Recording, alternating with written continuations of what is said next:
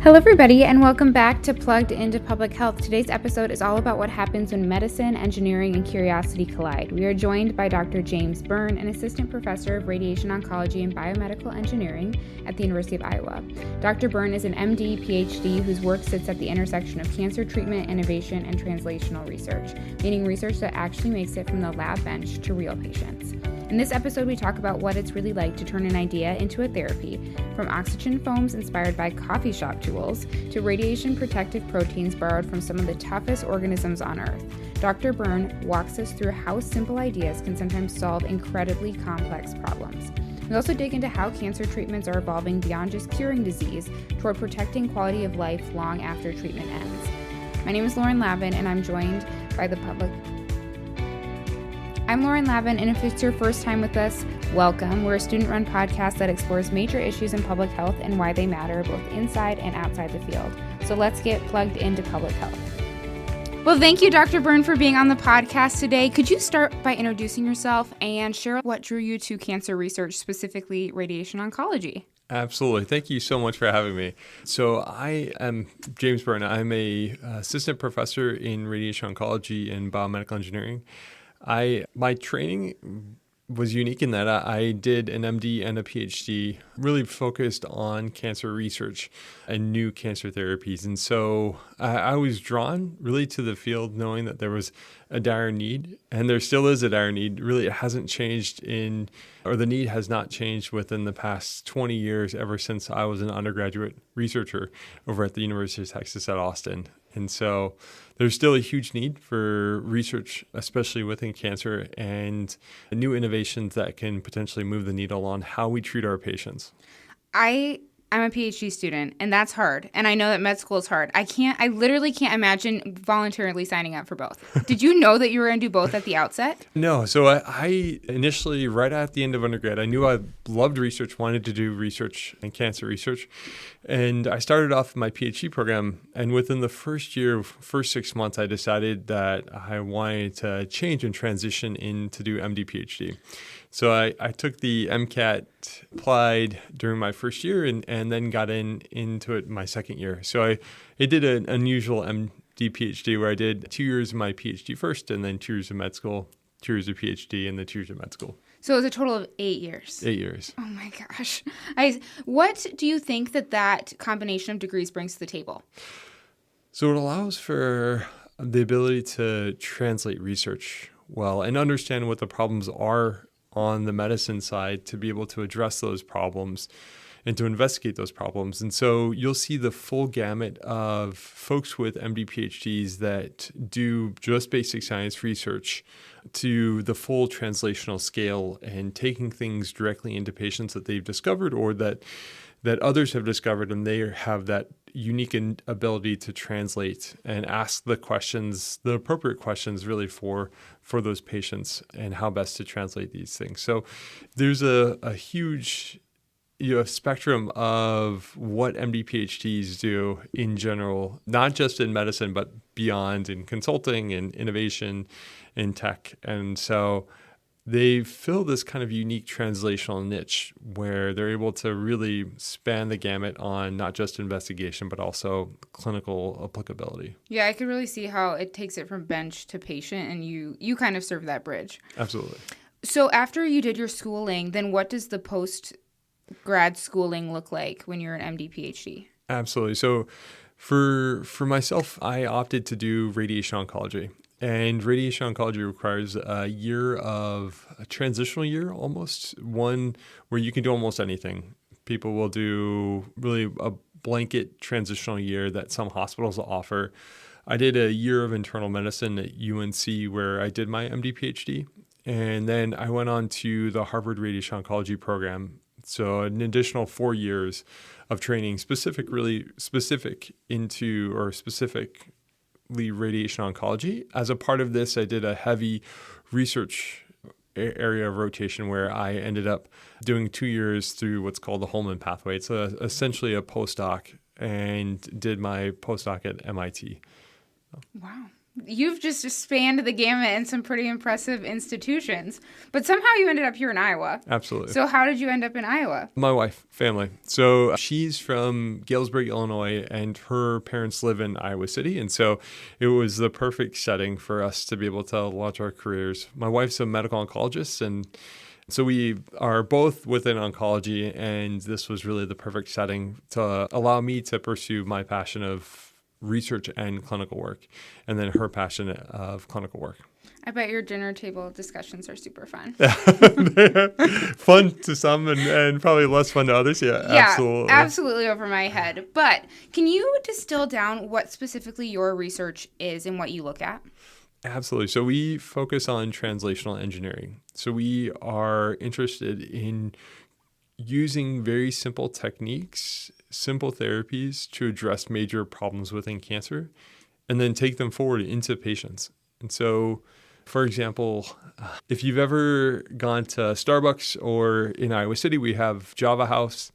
If you look at the back of each of those coffee shops, you'll see that they have these whipping siphons that they use to create foam on the top of hot chocolates or frappuccinos. So we've reverse engineered the system to accept any gas. So we put oxygen in these systems, created oxygen foams. Well, there's a major problem we know within many types of cancer that they can have very low oxygen levels. And so in creating these oxygen foams, we can inject these into tumors to re-oxygenate these tumors and make them more susceptible to radiation, to chemotherapy, and even immunotherapy. And so the first project that we were working on in lab is now going into patients. And so we're submitting an investigational new drug application here soon so that we can start up that clinical trial within the next, hopefully, few months. And what's the process look like from getting it, in a lab to getting it into a patient? How long does that process take? And what are all the barriers to that? Goodness, yeah. It generally takes a really long time. There's so much that needs to be vetted in terms of safety, making sure that something is safe. And I mean, you have to show equal parts safety and efficacy. And so in terms of this project has been going on for the past 3 years or so. So we've been very, very fortunate to be able to translate this and to take this pretty quickly. And we did so through a number of unique mechanisms of using very safe materials that the FDA considers as safe and recognizes as safe, and ones that are used in injectables, and then using just the simple concept of oxygen and oxygenating these systems that allowed us to be able to translate things fairly quickly. But generally, it takes a long time. Mm-hmm. If you discover and develop a new drug, it can take a decade or more to be able to really get something established from the benchtop to the bedside. How does one get a foam into an injection into the body? It's unique. And so we, instead of using the whipping siphons, what you'd find at Starbucks, we are using a syringe mixing method to be able to create the foam and then do so sterilely and then inject it directly into a tumor. Are there certain people who are more, or you use this type of treatment on particularly? Absolutely. So the initial focus is on sarcoma, or patients with sarcomas, ones that we know have low oxygen levels, and it makes sense to. And 60% of patients with sarcomas will have what are called extremity sarcomas. So these large, bulky tumors in the arms or legs, and they're easily injected with various substances, including these oxygen foams. And then do you just work on one project at a time? No, so we have many different projects, and I know I'm extremely fortunate in terms of funding from the NIH foundations, who are really support the work and allow us to really grow the team to be able to do a lot of different types of projects in the lab. And so we have a number of great projects going on in terms of not just cancer therapy, but also a huge problem that we know in oncology of we're as we have more cancer survivors and have more patients that are cured of their cancer, we're leaving them with these side effects. And some can be terrible side effects, chronic side effects that last the entirety of their lives and affect the entirety of their life completely. So they are not as functional as they were. The quality of their life is not as high as it once was. And so we have projects that are ongoing where we are trying to prevent those side effects from occurring so that we can improve the overall quality of life of a patient after they're cured. So It's a really interesting concept because I hadn't really ever thought about that. Like the goal is to cure an individual of cancer. But then now that we're doing that, which is obviously a great problem, they're kind of stuck with, like you said, all of those side effects. We know chemo's nasty and radiation is. And so then what do you do for them afterwards? And your work looks at what would be considered extraordinary organisms as well. That's right, correct? extremophilic organisms. Okay, extremophilic. What are examples of those organisms? So tardigrades are the prime example of, and many people have seen them out in the news recently. They're extraordinary micro animals. You'll find them in any fresh waterway across the world. Even in Iowa. Even in Iowa. And NASA has put them out in space and then brought them back and found that they can survive.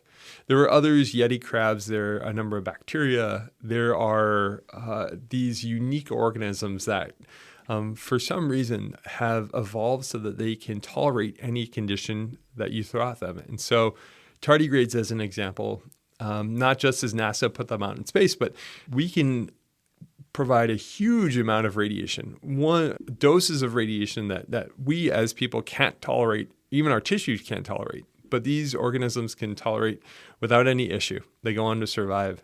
And we're looking into why that is, trying to dive down and understand not just why that is, but can we apply this to protecting our patients and protecting the normal tissues that our patients we know will have damage as a result of the treatment itself. And so the tardigrade, as a prime example, we identified that there was a protein that they produce that protects the foundational parts of their cells called DNA. And it acts as a shield.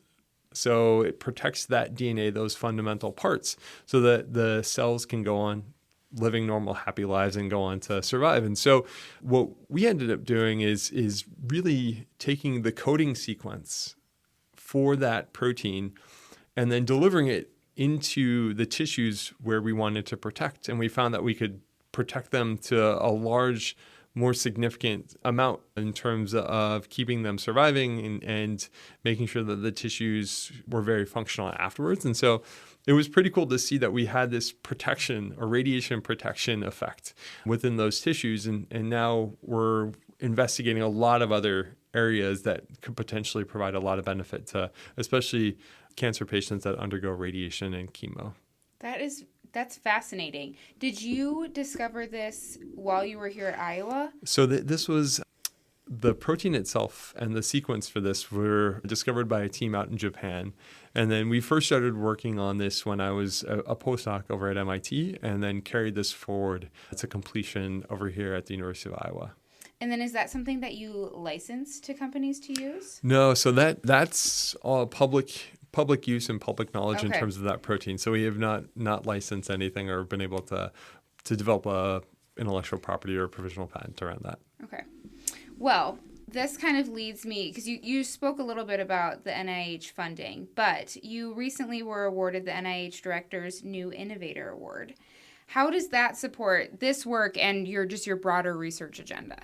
So it's huge. It's huge in that it allows us the flexibility to really dive down and investigate within this area and this whole concept. So it allows us to have multiple team members really work and focus in on this so that we can dive down and hopefully find something that is very much relevant and applicable to patients.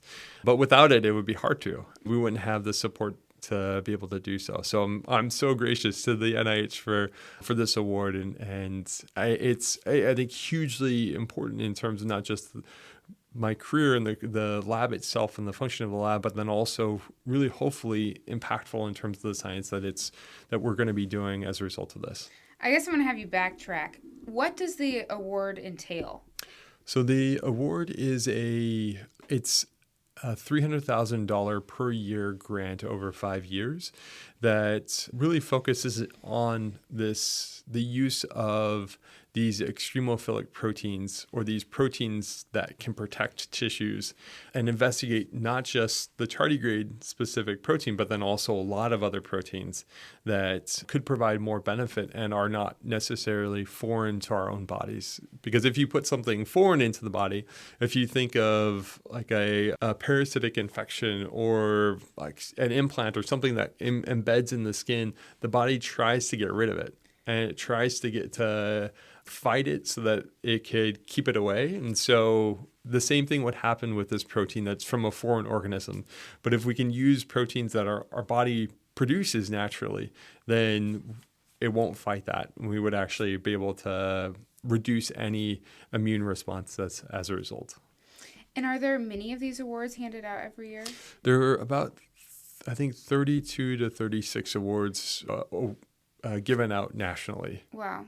So that makes you a pretty elite cohort. Do you ever get to interact with any of the other innovators? We do. There is an annual New Innovators Summit that happens over at the NIH around DC. And so we did not meet this past year as a function of the change in administration. They were still trying to identify when they would want to have that meeting. So I expect that meeting is going to be in May of this next year over in Bethesda. Mm-hmm. And did you ever imagine yourself on a trajectory where you would be an innovator in creating, these novel techniques and applications? No, but I am so lucky, and I love the work that I do. I love the ability to innovate and to create new things. I think that really drives me in terms of trying to help patients, and I find that hopefully the discoveries that we make could potentially even influence more patients than the patients that I treat in the clinic. And so my hope is that there's broad spanning influence and effect of the work that we do. But yeah, I love it. I wouldn't want to do anything else. Could you speak a little bit to the process of creating intellectual property and what that has looked like for you and what that means? Absolutely. So it's unique, and it's a process that I wasn't familiar with until I started in graduate school. I can't imagine most people are. So yeah. So it's easier than it sounds on paper. So I'll start off saying that. So the whole idea of intellectual property is really to try and protect an idea, a process, a method, a technology, so that it could move forward and not be swooped in or stolen by someone else, so that the idea itself could grow. So the initial process of getting intellectual property or filing provisional patents and others is to put together a disclosure. It's a form basically of an understanding of what the technology is or the process or method is that you have invented. In addition, you'll have, if there were other team members or key team members that have contributed intellectually to the idea or project, they would be considered inventors. Here at the University of Iowa, we end up filing this disclosure with our University of Iowa Research Foundation that the team there involves a legal team, an external patent legal team, to really vet out the idea, to form the claims around what the technology is, so that they can protect it and file what's called a provisional patent. This provisional patent itself gives you coverage for a year before filing a full patent or international patent. And so you have 12 months to be able to vet the idea even further, or you could immediately convert it to a full patent or international patent. And I say full patent being a US patent or an international patent, really coverage throughout the entire world. And so in terms of the cost, and one of the key things is that these are costly things. Filing a provisional patent costs somewhere on the order of probably $2,000 to $5,000, whereas a full patent can cost thousands and thousands of dollars, depending upon how broadly what countries you're going to be filing this international patent in and around, and so where you want to get this protection. But once that's filed, then it goes through the patent offices and is evaluated by the patent officers to see if the claims themselves have been previously covered or if they're completely new and novel and separate. And then after that, they'll award. And sometimes it takes years to get a full patent awarded. And so it just takes time. So in that interim, like let's say you do the provisional patent and you've got 12 months, but it takes years to get your full patent. What happens in that interim? Are you still protected? So yep, you're still protected. Once you file the conversion to a full U.S. patent or an international patent, that whole time is covered. But the patent life itself is and counted in this. Okay. And so you're covered within that time frame. And how long is a patent life? It depends. So generally about 20 years, depending upon what it is. And how does an inventor decide between a U.S. patent or an international, or do you do both? Generally, you try to go for both. And I think that it comes down to who is funding the conversion, whether it's funded in-house or it's funded by a startup company or the even further other companies that would want to license the technology. It depends on who is going to be doing it. And in your experience, did you have funding from Iowa or were you using startup funding? For some of the initial work, we've had startup funding from the University of Iowa, the Holden Comprehensive Cancer Center. We also had external funds through the Prostate Cancer Foundation and Department of Defense in terms of when I first started here. And then ever since that, we've grown. So I'm guessing that's probably representative of a lot of people where you have funding from different places to cover just that, all of the costs associated with it. With not necessarily the patents, because the University of Iowa covers that. Will generally cover that. Got it. Yep. But this is for the research beyond that. Mm-hmm. Okay. And how many patents do you hold? I've filed 10 or more. Not since I've just been here as well, but over the entire span of my research career. And how do you think about, so you kind of have a time limit, right? You've got 20 years to theoretically maximize the value. Is that something that drives you, or does that time clock not really bother you? To this point, the time clock doesn't really bother me. I mean, ideally, we would maximize the time by filing the latest that we possibly could before a disclosure event, like a presentation or a manuscript getting accepted for publication.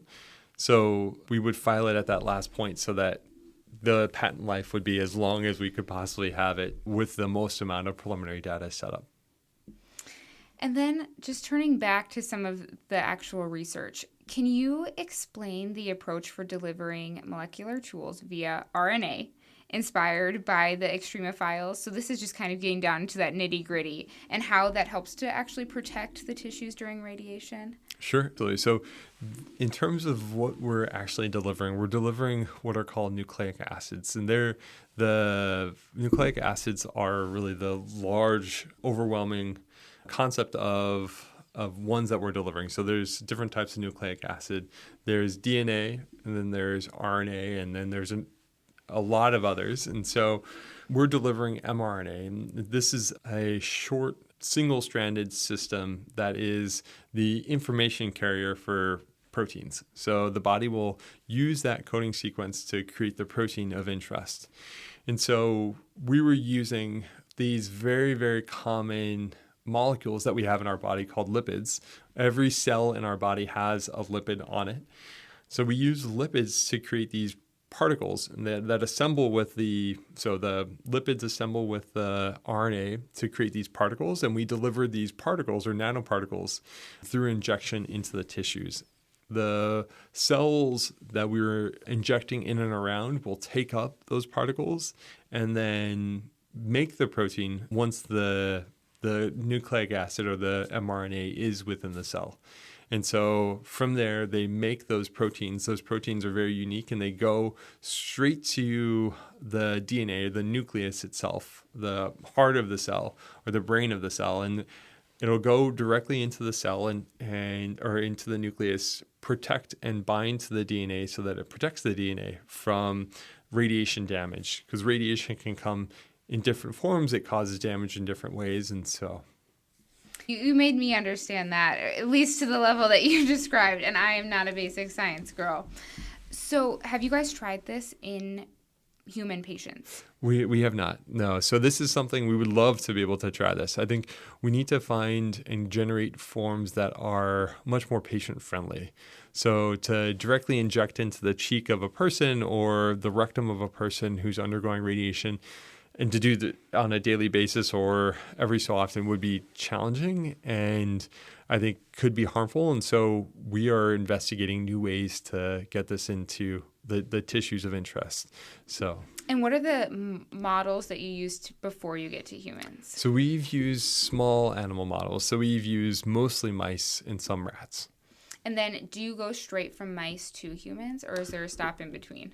There's generally a stop in between where we would do safety testing within a larger animal species like a pig or sheep or others. And do you do that all here at the University of Iowa? We can. We have yet to do that, though. Okay. Yeah. And then also going back to the foams. So they're gas-entrapping foams? Gas-entrapping materials, yep. Okay. And what is their use within the cancer space, and where do you see that going? So we have a number of unique and cool projects involving those. The first one being to address the really low oxygen levels that some tumors can have. And so, and some tumors, I should say, are resistant to radiation or chemo because of those low oxygen levels. And if we can boost that, then we could have a much more profound effect. So that was the initial starting point. But we can deliver other drugs with this. We can combine drugs with oxygen, with injection into a tumor, and cause really more effective treatments. We've looked at other gases outside of oxygen. Funny enough, carbon monoxide, as unique of a molecule as it is, people know it for its poison or its I have a toxic tester for properties. it in my house. Yeah, so we all have these carbon monoxide detectors in our house. Our body naturally produces carbon monoxide, I should say.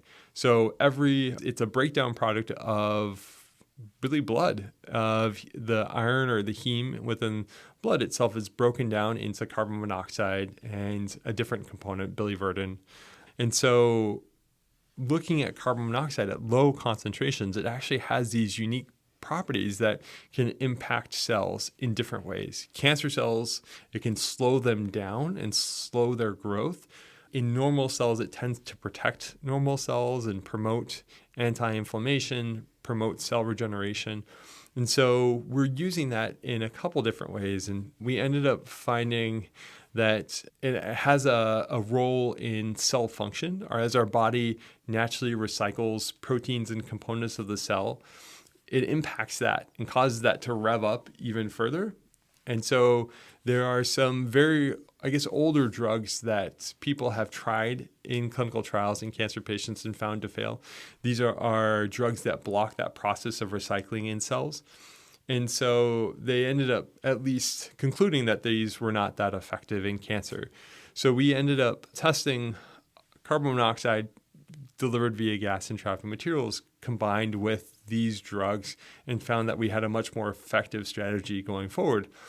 And so, funny enough, and this is somewhat strange, but cigarette smokers have higher levels of carbon monoxide. It's also a breakdown or a combustion product from cigarette smoking and tobacco smoking. Just in their whole body? In their whole body. Okay. And so we ended up doing in our lab a trial where we ended up sampling blood from smokers, active smokers, and non-smokers, and found that they had much higher carbon monoxide levels in their blood.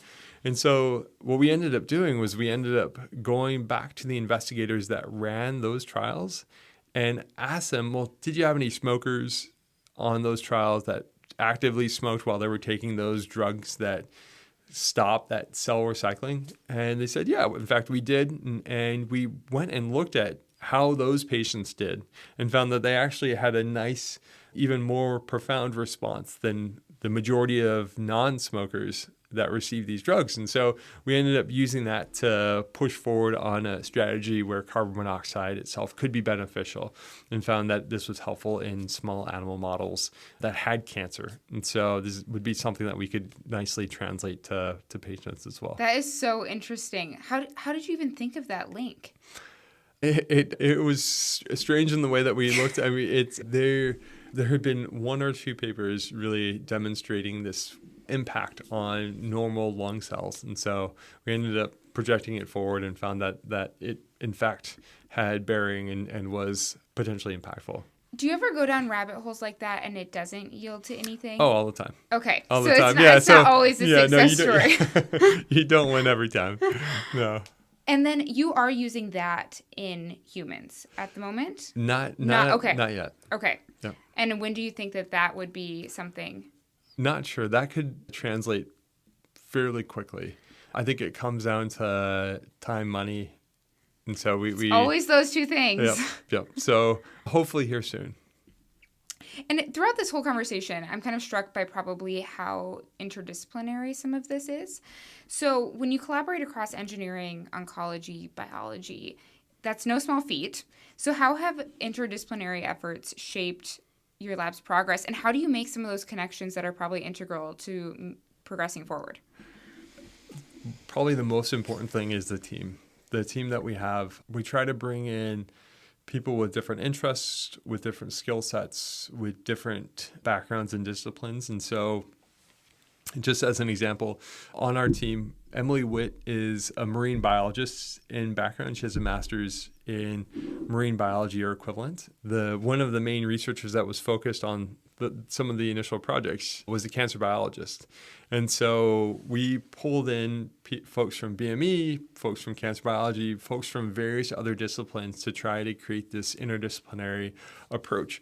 And it's really at that interface that you find that there's a richness of inventions and discoveries that can be made because people just haven't put those two things together or put a couple of those areas together yet. And so I love working at that interface because there's so much great stuff that can happen at that interface.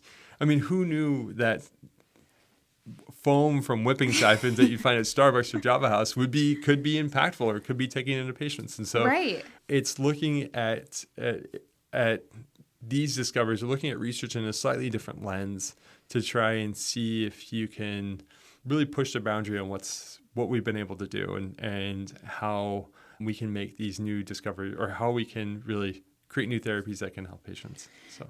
For students that are listening to the podcast and thinking about either a career after school or even getting involved in research while they are in school, how should they look at joining a team? Like, what advice do you have? Yeah, so don't hesitate to reach out to the people whose research that you find interesting. And don't let people telling you no, or don't get frustrated or upset with people saying no or not responding. In research, we find that there is a lot of failure, a lot of rejection, but you have to have some persistence. And so if someone doesn't have space in a lab, that's okay. There are other great labs that may do similar research. You can ask them, who else could you recommend that may have space, and then reach out to them. But I would say just go for it. Try. Mm-hmm. That's really the biggest barrier. Yeah, the worst that can happen is that they say no, and then you can just try again somewhere else. Exactly. So as we kind of close this up, what milestones or trials are next for your career? What are you working on right now that you can see going somewhere ahead? So we have a number of, I think, areas that we're pushing into, all interdisciplinary. And so not just in cancer, but also in orthopedic applications, in dermatology or wound healing. I think there's a lot of great areas that we can really address these major complex problems with simple solutions. And so we've been pushing forward on those areas. We are constantly applying for grants to be able to grow the team as well as explore different areas of science to create new therapies. And so that's always ongoing. So that's my hope, is to really translate a number of these into even more clinical trials that can help patients. And so the biggest way of doing that is funding and making sure that we fund the team so that we can do those things, make those things a reality. Yeah, I like how you framed it as simple solutions for complex problems. So if people are interested in your work, where can they find you? They can always email me. So we have a lab website that I think has my email address. If not, it's on the UIHC websites. And so they can reach me through that. They can swing by the lab anytime. We're out in third floor of Murph. We have a fantastic team. I think we try to really help people grow their careers so that they can go and launch and do even more things that can help patients or help others. And I don't think I asked how many people are on your team. So we have about 15. That's pretty big. So yeah. We're lucky. All the way from grad students to... From undergrads to grad students to postdocs. Yep. Incredible. Well, thank you so much for taking time out of your day to chat with me. I really appreciate it, and I'm sure our audience did too. Yep. No, thank you so much for the invitation, and I am so grateful for being able to talk to you all. That's it for our episode this week. A big thank you to Dr. James Byrne for joining us and for breaking down what cancer innovation looks like in practice. In this episode, we explored how interdisciplinary research fuels real-world impact, why translational science is so challenging but so necessary, and how the future of cancer care is not just about survival, but about helping patients live better lives after treatment. We also heard practical advice for students interested in research, innovation, and building careers that cross traditional academic boundaries. This episode was hosted and written by Lauren Lavin and produced and edited by Lauren Lavin. You can learn more about the University of Iowa College of Public Health on Facebook. Our podcast is available on Spotify, Apple Podcasts, and SoundCloud. If you enjoyed this episode, please share it with your classmates, colleagues, or anyone interested in public health. It helps us more than you think. Have a suggestion for our team? You can reach us at cph-gradambassador@uiowa.edu. This episode is brought to you by the University of Iowa College of Public Health. Until next time, stay healthy, stay curious, and take care.